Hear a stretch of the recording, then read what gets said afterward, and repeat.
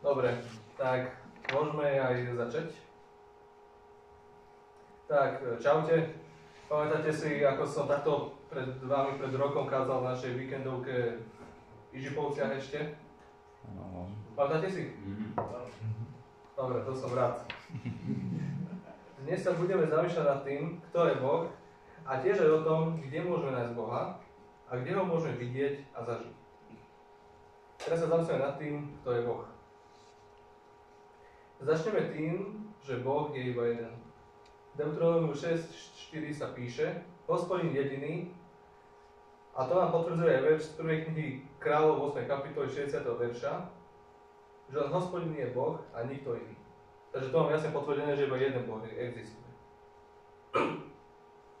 A Boh je tiež aj trojjediný, a to znamená, že sú to tri rôzne osoby, ktoré existujú ako jeden Boh a spolu žijú vo večnej jednote lásky. Ale tieto ako trio vlastne postavy trojice sú odlišné svojimi povolaniami a aj si ich tu tak v krátkosti popíšeme. Boh Otec stvoril nebesa a zem, dáva život tejto zemi a vládne nad ňou a je našim nebeským Otcom a tiež nás poveruje sa o túto zem starať. Potom kto je Syn vlastne, tá druhá osoba trojice. To je Ježiš Kristus. Boh ho k nám poslal preto, aby sme cez jeho smrť na kríži mohli mať opäť prístup k Bohu. A tiež je aj jediným prostredníkom medzi nami a Bohom. A teraz ideme posledné postave, a to je Duch Svätý. A vlastne jeho úlohou je to, že v našich životoch je takým našim tešiteľom. A aj nám ukazuje, aj nás usvedčuje z našich hriechov. A tiež je duchom pravdy, a aj taký náš radca. Vlastne našej každodennej ceste s Bohom a pomáha nám každé kráčať na ceste s ním. A tiež nás obdarúva duchovnými darmi podľa toho, ako on chce. No a už ideme posunúť ďalej teraz. Bože vlastne ideme sa zamýšľať nad tým, ako Boh môže pôsobiť cez slovenstvo, prírodu a tak. A tak budem čítať zo Žalmu 104, 1 až 14 a 16 až 20. A potom zo Žalmu 19, 2. Nie, to je 104, 3, 14, nevadí. Chyba.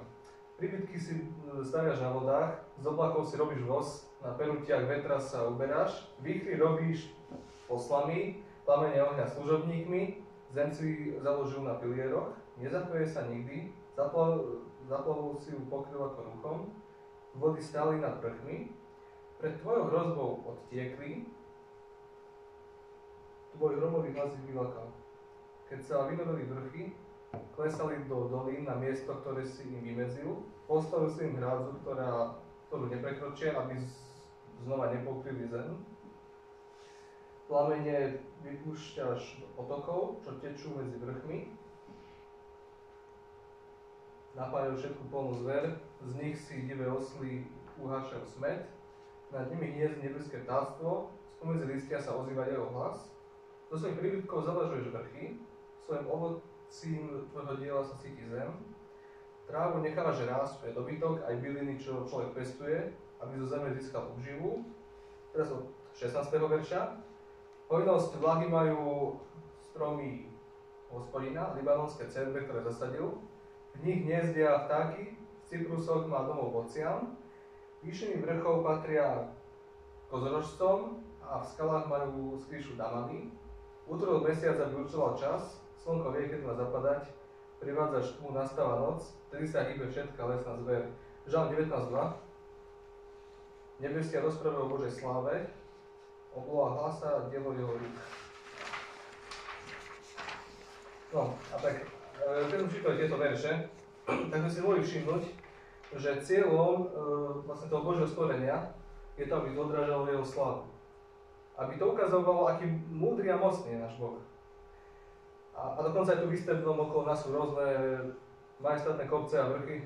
Aj tu si môže všimnúť jeden kopec, až iná pekná príroda. A keď sa tak nad tým zamýšľam, tak sám vidím, že nikto, kto nie je Boh, nedokáže nič takéto pekné stvoriť. Iba Boh to dokáže. Že nemohol sa to vyvinúť z ničoho len tak. Ale práve, že v našej súčasnej spoločnosti sú rôzne názory na to, že ako vznikla Zem, teda vznikla napríklad teória veľkého tresku, ale nemôžem v tom tak úplne veriť, lebo keby to tak bolo, tak by to vypadalo ako niekde na mesiaci.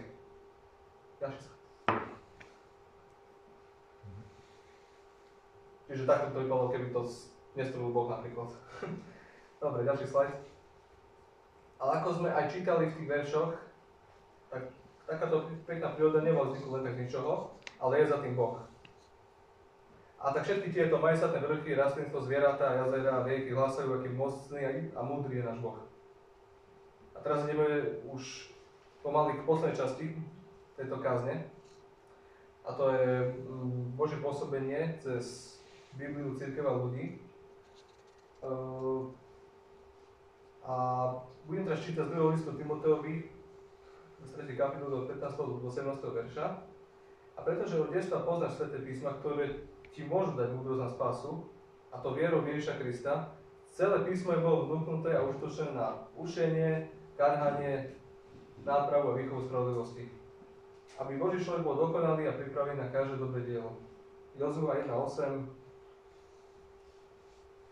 Nech sa táto kniha nezdiali od tvojich úst, rozímaj však o nej vo dne i v noci, aby si zachoval všetko, čo je na nej napísané, lebo vtedy sa ti zdarí cesta a bude si počínať rozumne. 2. Petrov list 1, 20 až 21. Predovšetkým si budeme vedomí, že žiadne proroctvo v písme nepripúšťa súkromný výklad, veď proroctvo nikdy neposlal od človeka, ale ľudia poslaní Bohom hovorili vznúknutia Ducha Svätého. A teraz posledný si to 4. Korinťanom 3.6, ktorý nás urobil schopnými byť služobníkmi novej zmluvy, nie litery, ale ducha, lebo litera zabíja, ale duch oživuje.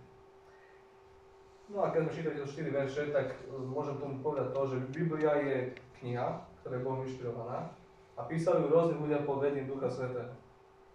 Ďalší slajd.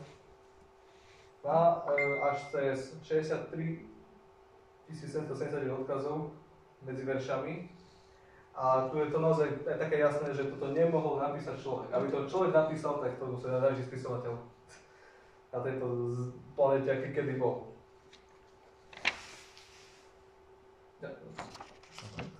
Ale je to za tým, že to vlastne Boh písal cez ľudí, ktorých si používal. A potom, ako sa v 2. Timoteovi 3.16 píše, tak Biblia je tá najužitočnejšia kniha do každej situácie, ale aj na našej ceste s Bohom. Ostatné knihy nie sú až takto oživené Duchom Svätým, my sme mimo Biblie, ako je Biblia. A pri čítaní Biblie, či už z mojej skúsenosti, viem, že aj z vašej môžeme tak cítiť, že niečo nám cestu prehovára. Že to nie je hocičo, ale že Duch Svätý cestu prehovára. Napríklad. A tak, nezdelíme sa od Biblie, ale čítajme ju viacej a rozímame viacej nad ňou a nech je ešte viacej našim jediným pravidlom života a viery. Dobre. A teraz je na už taký posledný bod tejto našej dnešnej kázne. Ako Boh vlastne môže použiť nás ako cirkev, ako mládež a ľudí. Tak ešte prečítam Matúša 5, 13, 16, to je doká Drážkov preklad. Vy ste solou zeme a keby sol stratila svoju slaň, čím sa osolí? Na nič viacej sa nehodí, len aby bola von vyhodená a pošľapaná od ľudí. Vy ste svetlom sveta, mesto ležiace hore na vrchu, nemôže sa ukryť, ani nezapojú sviece na to, aby poslali pod nádobu, ale na svietnik a svieti všetkým, ktorí sú v dome. Nech tak svieti vaše svetlo pred ľuďmi, aby videli vaše dobré skutky a oslavovali vášho Otca, ktorý je nebesný. A vlastne to je taká výzva pre tento rok 2025. Vlastne Pán Boh nás aj ako mládež tak vyzýva, aby sme boli solou aj svetlom pre Žilinu, kde sme vlastne aj našu školu, aj prácu, aj všade inde, kde budeme. A vlastne ja som to ešte tak prirovnal, že byť solou znamená žiť podľa Božích pravidiel a byť svetlom znamená odzrkadľovať to, že patríme Bohu. Určite viacerí z vás sme súčasťou nejakého kresťanského spoločenstva, či už sebe jednotky, alebo možno niečo iného ešte,